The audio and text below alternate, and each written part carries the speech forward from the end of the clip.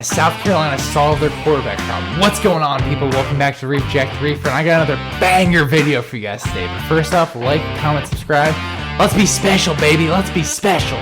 So South Carolina has had a very interesting, quite turbulent quarterback situation this past season. As the guy that's probably played the most, and maybe honestly the best, is a guy named Zeb Nolan, who this past summer was a graduate assistant student. He wasn't even a player. He was a graduate assistant on the team, the coaching staff, and because the quarterback position was just so depleted, they had to pull him onto the roster and be like, hey, we kind of need you to play, because he was a former backup quarterback up in North Dakota and kind of came down and we learned about football and kind of learned how to coach. But they're like, hey, we need you to play. And he's like, sure, let's do it.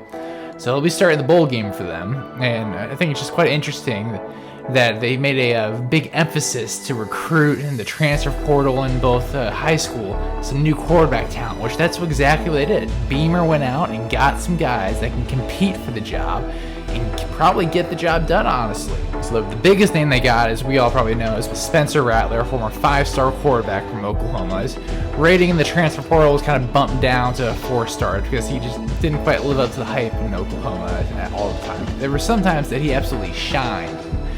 Flash, the talent, the arm, everything you'd want is there. But then there are other times you kind of left you kind of scratching your head like, oh, what was that throw? What were you thinking in that situation? Now, obviously, I kind of made a video on him at the beginning of the season, kind of caught some heat on it, but I ended up being right about it. But I wish him the best. He's going from Oklahoma to South Carolina, and he's familiar with Beamer before taking the head coach at South Carolina. He was an assistant at Oklahoma, so he's familiar with Beamer. I wish Rattler the best and hope he does well there. Two other guys they got were both 4-star recruits in this recruiting cycle, Tanner Bailey and Braden Davis. Both interesting prospects, kind of a little bit different play styles, but I think it'll be a super interesting quarterback position battle to watch this offseason, spring ball, the spring game, and now the summer, kind of to monitor who's going to be that starting quarterback. Because Beamer, he's starting to get some guys in there. He's starting to get some of his guys in there, and some guys that can compete both in the SEC and nationally.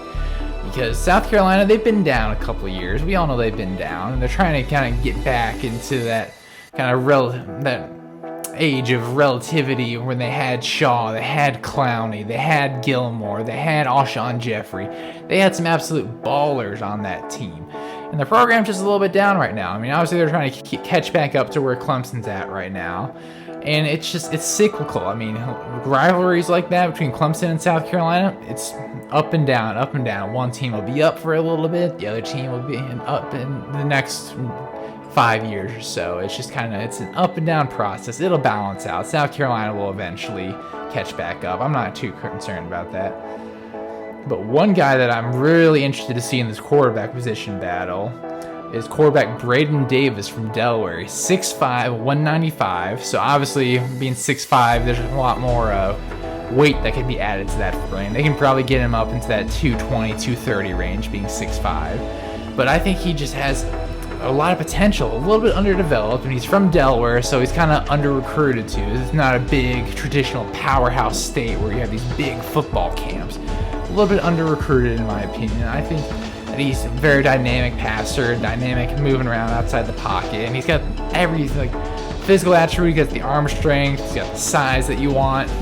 He can make it happen. You can't teach size, you can't teach speed, can't teach athleticism. You can teach him the footwork, you can teach him the arm motion, the right way to throw the football, you can teach him the playbook, the reads, but the intangibles that you can't teach, I think he's got right there. So I'm quite interested to see how he does. It may happen or so work out that the two incoming freshmen just develop this upcoming season and off season, and Rattler is the guy.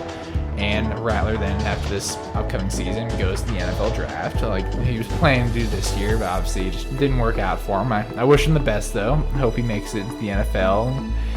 And that's how I see it playing out. I think it'd be much more interesting when these freshmen can kind of surpass Rattler in Beamer's eyes and be like, hey, that's the guy we're rolling with. He may not be quite as experienced as Rattler at the collegiate level, but guess what?